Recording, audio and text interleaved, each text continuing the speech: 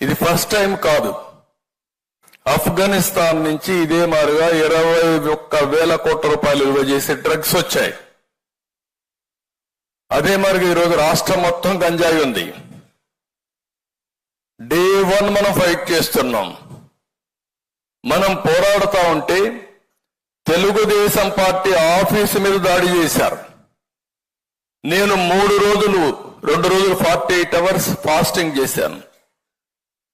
మన మీద దాడి చేస్తే మనం ఇచ్చిన కేసు తీసుకోలేదు.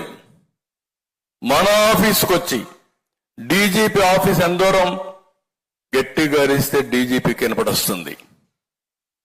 అక్కడి నుంచి ఆఫీసు మీద దాడి చేసి వీళ్ళు హ్యాపీగా వెళ్ళిపోయే పరిస్థితి వచ్చారు. తర్వాత మన సీసీటీవీ కెమెరాల్లో ఉండే ఇన్ఫర్మేషన్ మనం వాళ్ళకి ఇచ్చి యాక్షన్ తీసుకోమని కేసు ఇస్తే